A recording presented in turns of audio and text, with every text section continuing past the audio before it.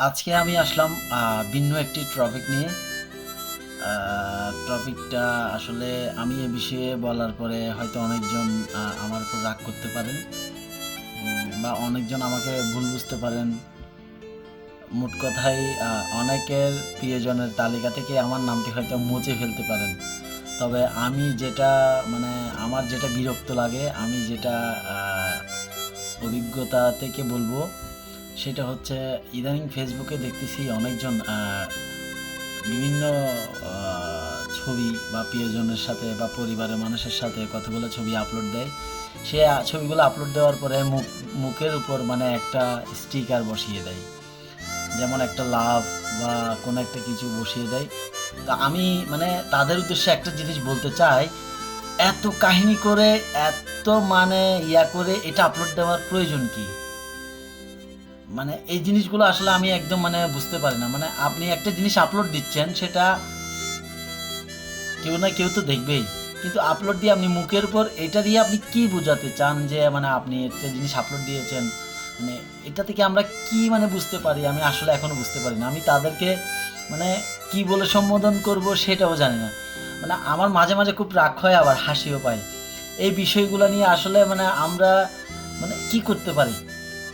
মানে আমি একটা ছবি আপলোড দিলাম, সেই ছবির মাঝখানে মুখের সামনে বরাবর আমি যদি একটা স্টিকার দিয়ে রাখি, তাহলে মানে এটা আপলোড দেওয়ার কারণ কি?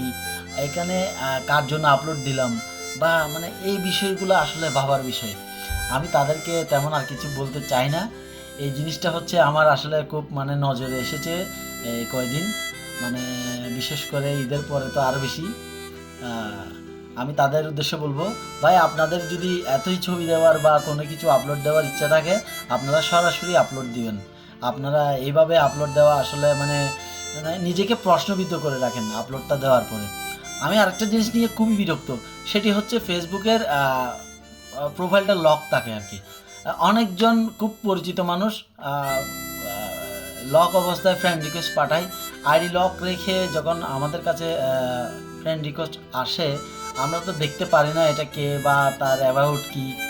বিভ্রান্তকর পরিস্থিতির মধ্যে পড়ে যাই। তো আমি বলবো, আপনারা যারা আইডি লকের মাধ্যমে ফ্রেন্ড রিকোয়েস্ট পাঠান, সেটা বন্ধ করুন।